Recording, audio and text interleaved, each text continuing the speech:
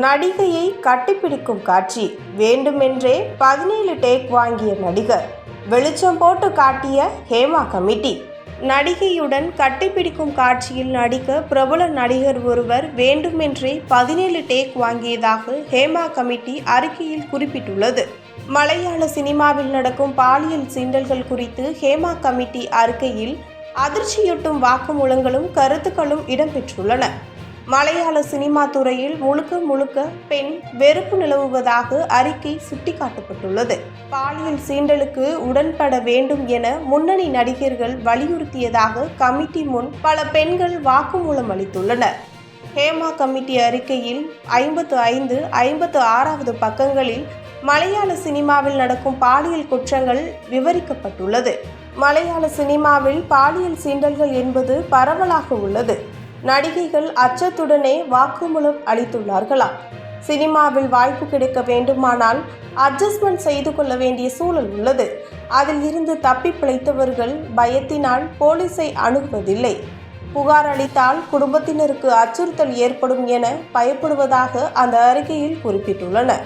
மேலும் பாலியல் தேவைகளுக்கு இணங்காதவர்களை முத்திரை குத்தி சினிமாவில் இருந்து நீக்குகின்றனர் என்றும் அதை மீறி புகார் அளிப்பவர்களும் சினிமாவில் இருந்து முழுமையாக நீக்கப்படுவதாகவும் அந்த அறிக்கையில் குறிப்பிடப்பட்டுள்ளது.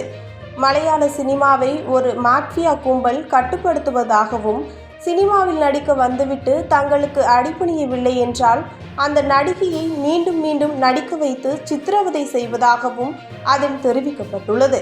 அப்படித்தான் பாலியல் தொல்லைக்குள்ளான நடிகை ஒருவரை கட்டிப்பிடிக்கும் சீனில் நடிக்க வேண்டும் என ஹீரோ ஒருவர் கட்டாயப்படுத்தினாராம். அது மட்டுமின்றி அந்த சீனை தனக்கு சாதகமாக பயன்படுத்தி கொண்ட அந்த நடிகர் 17 டேக் வாங்கினாராம்.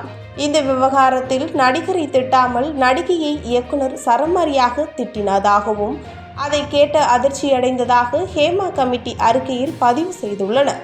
பாலியல் ரீதியாக அடிபணியும் நபர்களுக்கு மட்டுமே நல்ல உணவு கிடைக்கும். நிர்வாணமாக நடிக்க நடிகைகளுக்கு மேலிடத்தில் இருந்து நெருக்கடி உள்ளது.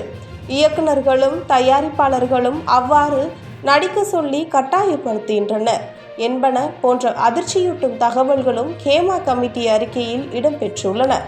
இந்த அறிக்கைதான் தற்போது நாடு முழுவதும் பேசுபொருளாகியுள்ளது.